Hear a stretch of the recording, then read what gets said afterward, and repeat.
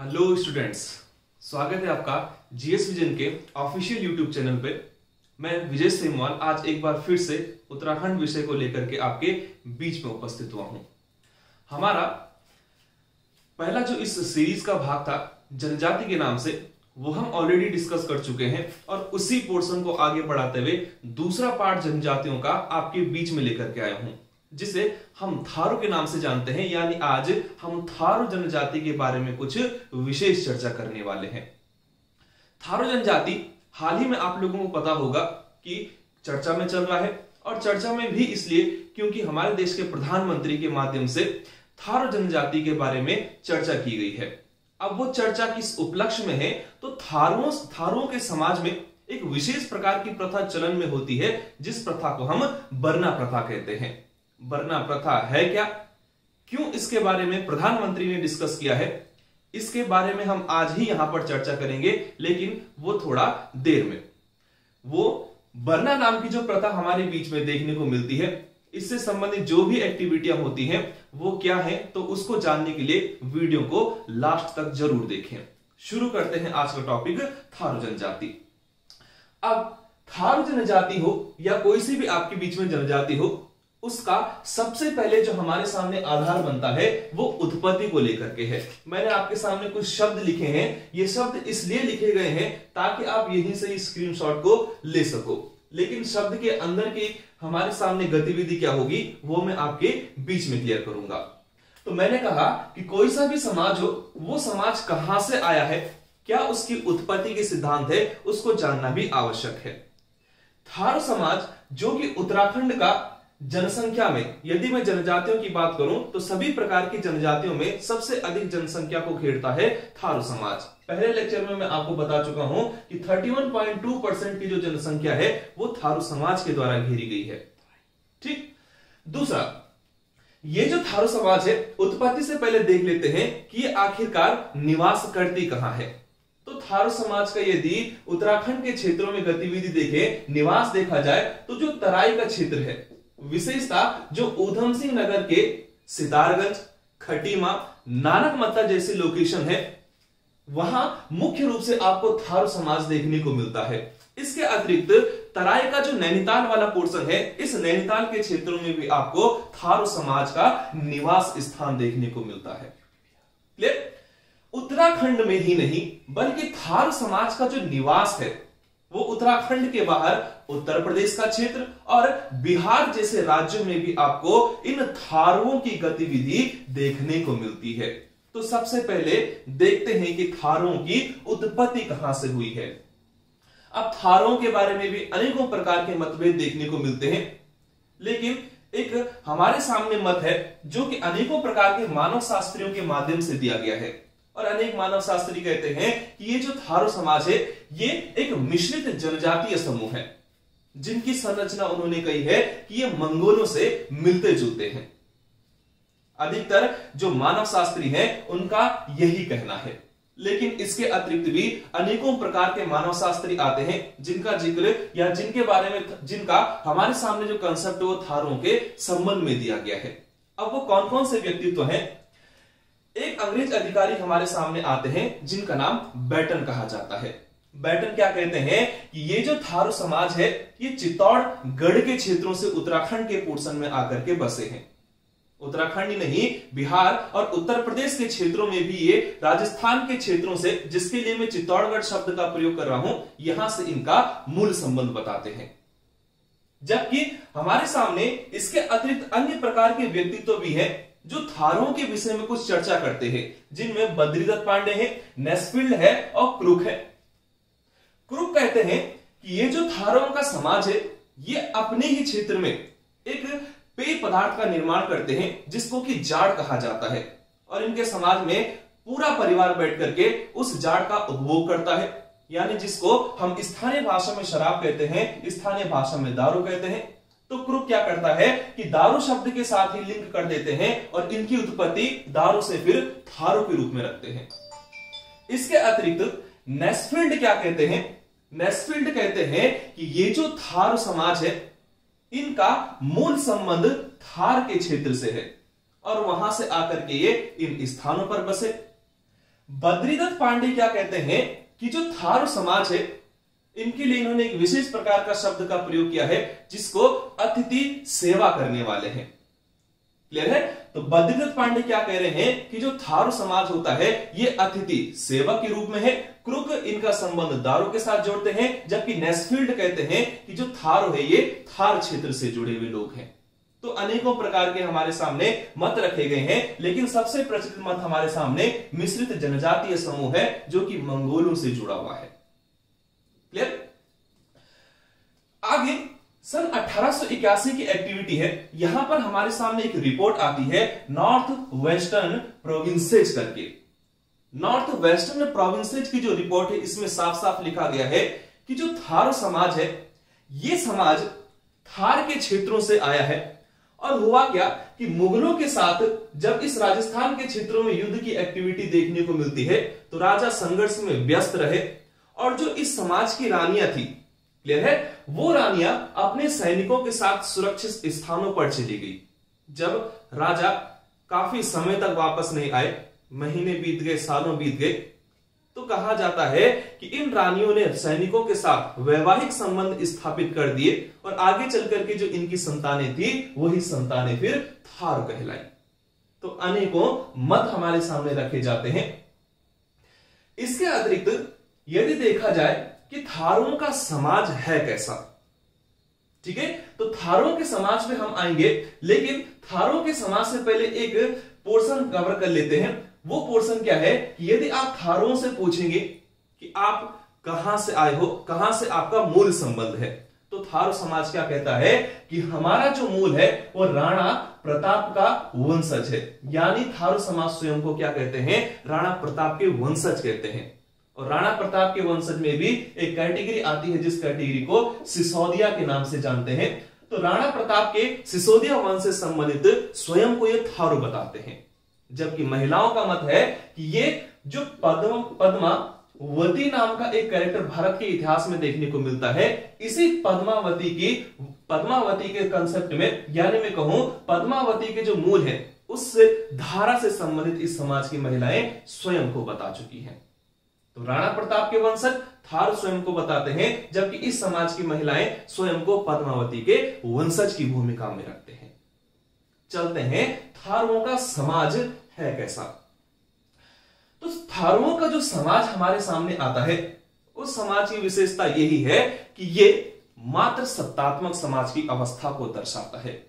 हमने भोटिया देखा, भोटिया पितृ सत्तात्मकता की अवस्था को दर्शाता है, जबकि थारुओं का समाज मात्र सत्तात्मक है। घर में कोई भी फाइनल डिसीजन लेना हो तो महिलाओं की भागीदारी इसमें अहम रोल अदा करती है। ठीक। दूसरा, ये जो थारुओं का समाज देखने को मिलता है, इस समाज में महिला तो वरिष्ठता को यहां पर प्रदर्शित करती है, इसके अतिरिक्त पुरुषों का भी हमारे सामने महत्वपूर्ण रोल देखने को मिलता है। और कहते हैं कि ये जो वरिष्ठता इस समाज में महिलाओं और पुरुषों को दी जाती है, ये आयु के आधार पर नहीं है, बल्कि उनकी जो बुद्धिमत्ता है और उनका जो अपना एक्सपीरियंस है उसी के आधार पर इस समाज में महिलाओं और पुरुषों को वरिष्ठता दी जाती है। बस ध्यान रखना आप लोग, ये समाज मात्र सत्तात्मकता की स्थिति को दर्शाता है। अगला हमारे सामने ये जो थारू समाज है इसका वैवाहिक स्थिति भी देखी जाएगी, जहां से एग्जाम में सवाल पूछने के काफी चांसेस बनते हैं। और एग्जाम में सवाल कोटअप भी हो चुके हैं, जहां से एक महत्वपूर्ण पोर्शन निकल करके सामने आता है जिसको कि हम 3 टिकठी प्रथा कहते हैं। क्लियर? इतना ही नहीं, थारुओं के समाज में महिलाओं के पुनर्विवाह का भी प्रावधान देखने को मिलता है। तो कैसे कैसे प्रावधान है, क्या क्या गतिविधियां इस समाज में देखने को मिलती हैं इनके विवाह से जुड़ी हुई, जिसमें पहला हमारे सामने शब्द लिखा गया है बदला प्रथा। एक प्राचीन समय काल है और प्राचीन समय में ये जो थारू समाज है ये बदला प्रथा पर विवाह का आयोजन किया करता था। अब कैसी बदला प्रथा होती थी, तो जो वर होगा, जो वधु होगी, इसी वर और वधु के घर में जो आने वाले समय में विवाह होंगे वो बहन के, या मैं कहूं एक तरफ वर है एक तरफ आपकी वधु है, तो इस वर का यदि कोई भाई है, यदि कोई बहन है, तो उनका जो विवाह होगा वो इसी वधु के घर में आयोजित किया जाता था। इसी को ही बदला प्रथा कहते थे। समाज या समय के साथ साथ गतिविधियों में परिवर्तन आया और ये जो बदला प्रथा थी ये फिर 3 टिकट ही विवाह में प्रचलित हुआ, विवाह में चेंज हो गया। अब 3 टिकट ही प्रथा है क्या? तो देखना जरा, ये जो वर है, ये जो वधु है, मैंने कहा कि इस वर का यदि कोई भाई होगा तो इसका विवाह वधु की बहन के साथ किया जाता था। लेकिन यदि इस वधु की बहन ही ना हो या इसका भाई ही ना हो, यह है, तो प्रावधान रखा गया कि यदि इस वर का कोई भाई है और इस वधु की बहन नहीं है तो वधु के घर में कोई चाचा या ताऊ होगा, उनकी कोई कन्या होगी तो इस भाई का विवाह इस वधु के चाचा ताऊ की लड़की के साथ आयोजित कराया जाएगा। ऐसी ही वैवाहिक प्रथा को थारों के समाज में विवाह की 3 टिकटी प्रथा कहा गया। और ये मोस्ट इंपॉर्टेंट सवाल है, एग्जाम पेपर में आ भी चुका है। तो बदला प्रथा समय के साथ साथ चेंज हो चुकी थी और ये 3 टिकटी में परिवर्तित हो गई। नेक्स्ट, थारों के समाज में अपना पराया का प्रावधान है। अब अपना पराया है क्या? तो अपना पराया सिंपल सा जो सामान्य समाज में सगाई की रस्म होती है, इसी सगाई की रस्म के लिए अपना पराया शब्द का प्रयोग किया जाता है। जिसमें होता क्या है, वर के यहां से कुछ सदस्य वधु के घर जाएंगे, वहां मिष्ठान लेकर के जाएंगे और वधु के घर वालों के माध्यम से यदि वो मिष्ठान एक्सेप्ट किया जाता है तो सगाई की रस्म का कहते हैं कि वो संपन्न मानी जाती है। तो सगाई की रस्म को इस थारों के समाज में अपना पराया कहा गया है। जबकि इसी समाज में एक वैवाहिक प्रथा होती है जिसको कि हम दिखनौरी कहते हैं। दिखनौरी के लिए किसी किसी किताब में आपको एक शब्द देखने को मिलता है, बात कट्टी। अब बात कट्टी है क्या? तो जब सगाई की रस्म पूर्ण हो चुकी है और विवाह की तिथि निकालनी है तो कहते हैं कि जब विवाह आयोजित होने वाला है उससे कुछ दिन पहले वर के घर से कुछ सदस्य फिर से वधु के घर में जाएंगे और उन्हें भेंट स्वरूप कुछ प्रदान करते हैं।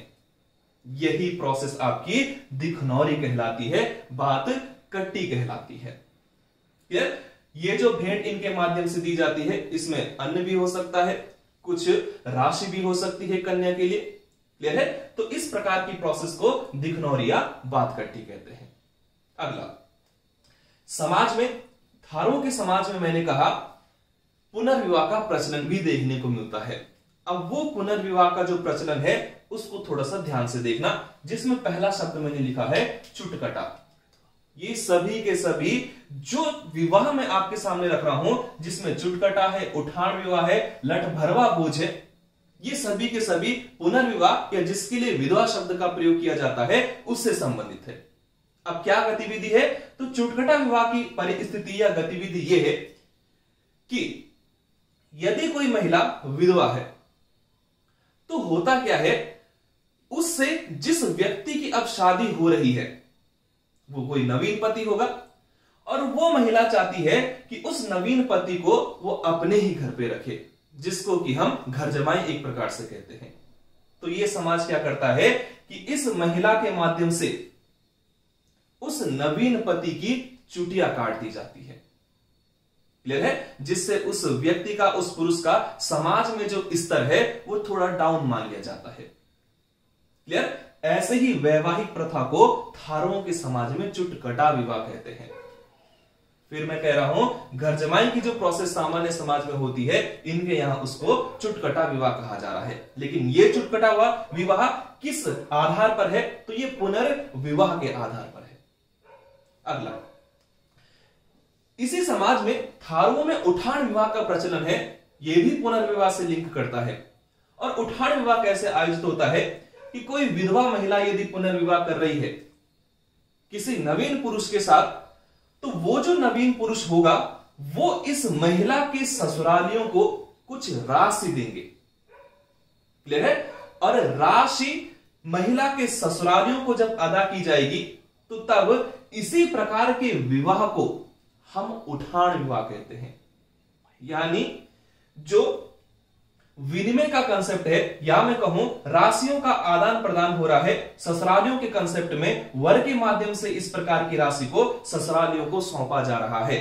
सामान्य आप उठान शब्द का इसके लिए फिर प्रयोग करते हो, जबकि आगे हम एक जनजाति ऐसी देखेंगे जहां पर उठान के स्थान पर बिठान विवाह आयोजित किया जाएगा। तो यहां पर कंफ्यूज नहीं होना है, उठान विवाह आपका इस समय थारुओं के साथ जुड़ा हुआ है। अगला, इसी समाज में एक विशेष प्रकार का भोज कराया जाता है जिसको कि लठ भरवा भोज कहते हैं। सारे के सारे शब्द बहुत इंपॉर्टेंट है, ध्यान से देखते हुए चलना। अब लठ भरवा भोज होता क्या है?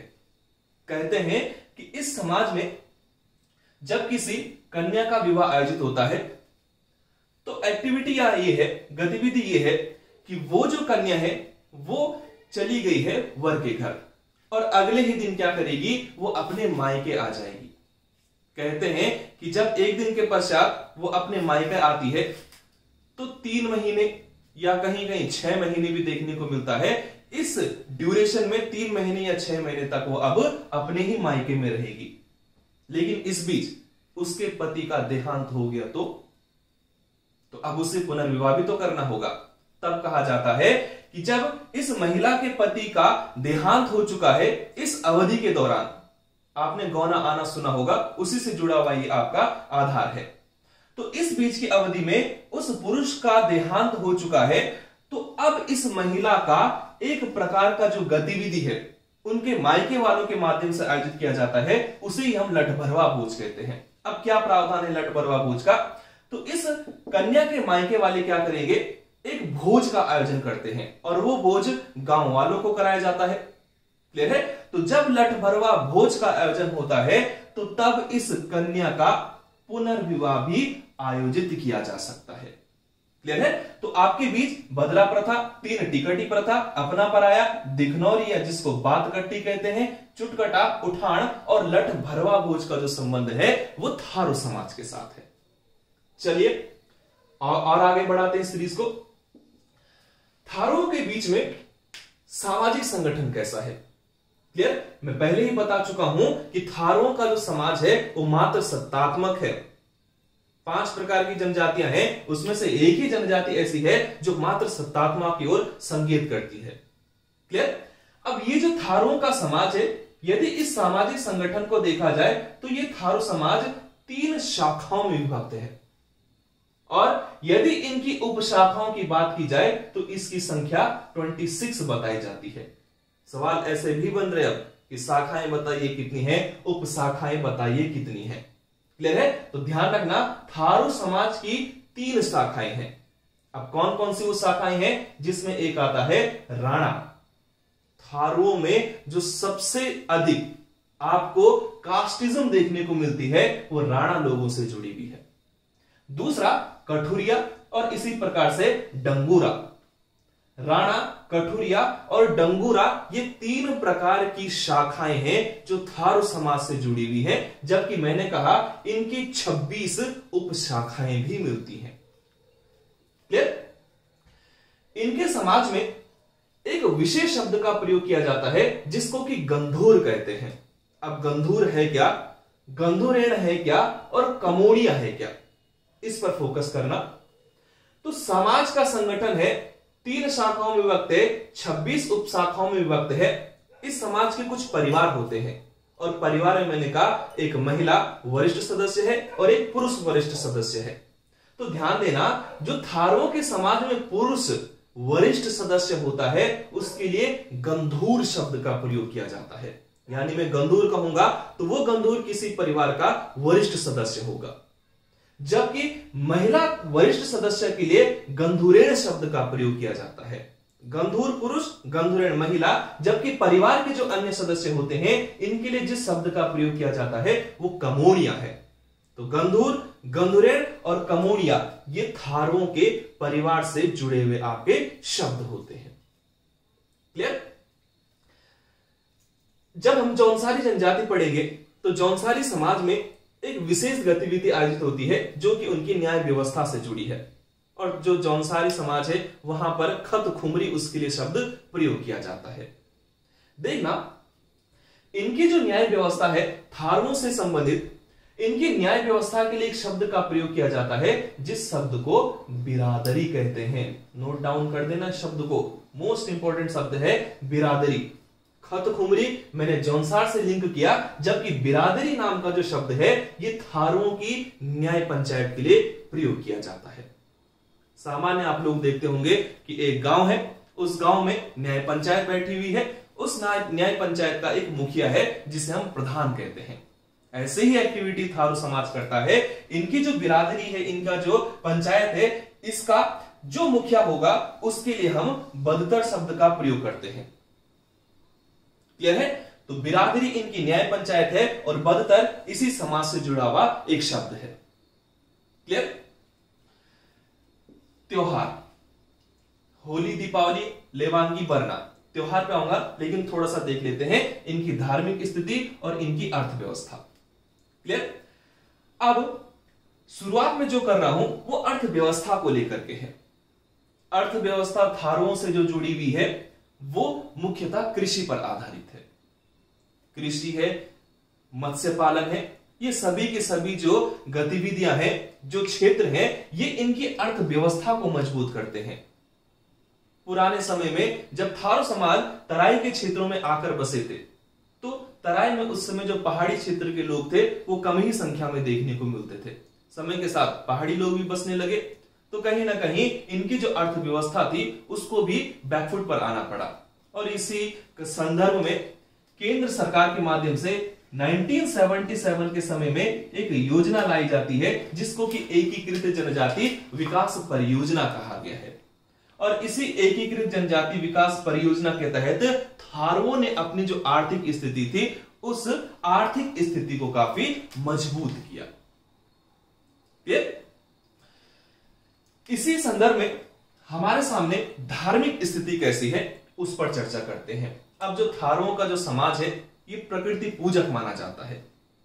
क्लियर है? और प्रकृति पूजक माना जाता है जिस कारण से ये अनेकों प्रकार के देवी देवताओं की पूजा भी करते हैं, जिसमें जाखिन एक ऐसा देवता इनके समाज में है जो संपत्ति का रक्षक माना जाता है। अभी हम बरना त्योहार के पास आएंगे, इस पर चर्चा करेंगे और वहां पर देखेंगे किस प्रकार से प्रकृति की पूजा और रूप में करते हैं। जाखिन नाम के एक देवता है जो कि मैंने कहा इनके यहां संपत्ति के रक्षक के रूप में पूजे जाते हैं। जग मठिया देवता फसल से जुड़े हुए हैं। ढोर चंडी पशु के रक्षक देवता, और एक मोस्ट इंपॉर्टेंट देवता जिसकी पूजा करते हैं वो है भूमिसेन। क्लियर? अब भूमिसेन नाम का जो देवता है ये शब्द से ही इंडिकेट हो रहा है कि कहीं ना कहीं लिंक्ड है भूमि से, जमीन से, यानी भूमि का जो देवता इनके समाज में पूजित है उसी को ही भूमिसेन कहते हैं। हमने भोटिया समाज पढ़ा था, भोटिया में भूमि का देवता भूमियाल था, जबकि यहां पर भूमि का देवता भूमिसेन है। तो थोड़ा सा डिफरेंस है दोनों में, कंफ्यूज क्रिएट नहीं करना है। भूमिसेन थारुओं का देवता, जबकि भूमियाल मैंने भोटिया के साथ जोड़ा। अगला चर्चा कर लेते हैं इनके त्योहार पर। अब जो थारू समाज है, थारू समाज मैंने बार बार डिस्कस किया है कि तराई के क्षेत्रों में बसता है। क्लियर है? ऐसे ही एक हमारे सामने इतिहासकार हुए हैं जिनको कि एटकिंसन कहा जाता है। क्लियर है? एटकिंसन ने जब हिमालय गजेटियर निकाला था तो उस गजेटियर में कहा कि जो तराई का जो क्षेत्र है ये मृत्यु भूमि है, यहां सरवाइव करना इतना आसान नहीं है। क्लियर? जिस कारण से जयसिंह रावत नाम के हमारे सामने एक उत्तराखंड से जुड़े हुए व्यक्ति हैं, उन्होंने थारुओं के लिए एक शब्द का प्रयोग किया है जिस शब्द को मलेरिया प्रूफ मानव की संज्ञा देते हैं। तो मलेरिया प्रूफ नाम का जो मानव है वही आपका थारू है। और ये जो मलेरिया प्रूफ मानव है ये किस प्रकार के त्योहारों का आयोजन करता है, थोड़ा सा उस पर चर्चा करते हैं। सामान्य स्ट्रीम हमारे समाज की, सामान्य जो धारा हमारे समाज की है वो दीपावली को बड़े जोरों शोरों से मनाता है, बढ़ चढ़कर हिस्सा लेते हैं। लेकिन थारू समाज की विशेषता यह है कि ये दीपावली को मनाते तो हैं लेकिन शोक के रूप में। क्लियर?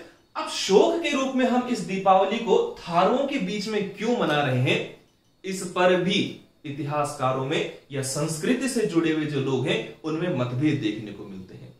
अब कैसे कैसे हमारे सामने उदाहरण आते हैं कि क्यों दीपावली को शोक के रूप में मनाते हैं। तो कोई कहता है कि थारू कहते हैं कि इस दिन हमारा एक मुखिया था, उस मुखिया की मृत्यु हुई। कुछ का मत यह है कि थारू समाज मानते हैं कि ये जो टाइम ड्यूरेशन है ये इनके पितरों को पूजने का है। तो अनेकों प्रकार के मत हैं, लेकिन एग्जाम की दृष्टि से क्या महत्वपूर्ण है कि जो थारू समाज है वो दीपावली को शोक के रूप में मनाता है, मोस्ट इंपॉर्टेंट। जबकि इसी समाज में होली बड़े मुख्य रूप से आयोजित की जाती है, या मैं कहूं कि थारुओं का यदि कोई मुख्य त्योहार है तो वो होली है, जिसका आयोजन इनके यहां माघ माह में शुरू हो जाता है और फागुन मास का जो अमावस्या की तिथि है, क्लियर है, इस अमावस्या के समय तक ही इसका आयोजन करते हैं। क्लियर। अब होली मैंने कहा माघ मास से शुरू की जाती है और फागुन मास की अमावस्या तक इसका आयोजन होता है। इसे ये फिर भी दो भागों में मनाती है। एक भाग जो कि इनके यहां उजली होली के नाम से जाना जाता है और दूसरा भाग इनके बीच में अनेरी के नाम से जानते हैं। तो उजली होली, अनेरी होली, ये होली के ही दो भाग हैं जिनका आयोजन मलेरिया प्रूफ मानव या थारुओं के माध्यम से किया जाता है। अब थोड़ा सा देखना कि उजली होली कब और अनेरी होली कब मनाते हैं। तो उजली होली का जो आयोजन है वो ये माघ माह में शुरू कर देते हैं और जिस दिन तक होलिका दहन होता है, इस होलिका दहन के टाइम ड्यूरेशन तक ये क्या करते हैं, पहला भाग उजली होली के रूप में मनाते हैं। जिस दिन होलिका दहन होगा उसके अगले दिन एक विशेष प्रकार का गतिविधि इनके माध्यम से आयोजित की जाती है जिसको हम छलेड़ी कहते हैं। क्लियर है। तो पहली होली उजली, होलिका दहन तक माघ मास की शुरुआत से, और अगले दिन ये छलेड़ी का आयोजन करते हैं। जिस दिन छलेड़ी का आयोजन होता है उसी दौरान से ये अनेरी नाम की होली शुरू कर देते हैं। और अनेरी नाम की जो होली है ये छलेड़ी के दिन से तब तक आयोजित की जाएगी जिस ड्यूरेशन को मैं फागुन मास की अमावस्या की संज्ञा देता हूं। तो मोस्ट इंपॉर्टेंट थारू समाज में होली का त्योहार है। इस त्योहार में थारुओं के माध्यम से एक विशेष प्रकार का नृत्य भी आयोजित किया जाता है। और यह सवाल पूछा भी गया है, कौन सा वो नृत्य है जिस नृत्य को हम खिचड़ी के नाम से जानते हैं। तो थारुओं के माध्यम से होली के समय में विशेष प्रकार का नृत्य आयोजित किया जाता है जिसको हम खिचड़ी नृत्य कह रहे हैं। नेक्स्ट, अब इस समाज में एक त्योहार है लेवांगी का। लेवांगी क्या है, तो मैंने कहा कि यह समाज प्रकृति पूजक है, कृषि पर आधारित समाज है। जब इनके समाज में फसल काटने की गतिविधि होती है तो उसी दौरान आयोजित किया जाता है लेवांगी का त्योहार। नृत्य किया जाता है, पकवान बनाए जाते हैं। क्लियर। बस ध्यान रखना, लेवांगी नाम का जो त्योहार है वो थारू समाज आयोजित करता है। और इसी में चर्चा में जो चल रहा है इस समय बरना त्योहार, ये भी थारुओं के समाज में मुख्य भूमिका अदा करता है। अब थोड़ा सा समझते हैं कि बरना का त्योहार है क्या, क्लियर, और किस समय इसका आयोजन किया जाता है। क्लियर। यह भी समझेंगे कि बरना का त्योहार है, इसे आयोजित किया ही क्यों जाता है। क्लियर है। तो अनेकों प्रकार की गतिविधियां इन बरना नाम के त्योहार के साथ जुड़ी है। सबसे पहले तो मैं इसका टाइम ड्यूरेशन बता दूं कि जब भाद्रपद का मास चलता है, जिसको कि हम सामान्यतः अगस्त के ड्यूरेशन में आयोजित करते हैं या देखते हैं, इसी भाद्रपद मास का जो अंतिम सप्ताह होता है, ध्यान से चर्चा में चल रहा है और चर्चा में जो चीजें चलती हैं उसके चांसेस ज्यादा हो जाते हैं। क्लियर। तो भाद्रपद मास है, भाद्रपद मास का अंतिम सप्ताह जब चलता है तो इस अंतिम सप्ताह के 3 दिनों तक थारू समाज बरना का आयोजन करता है।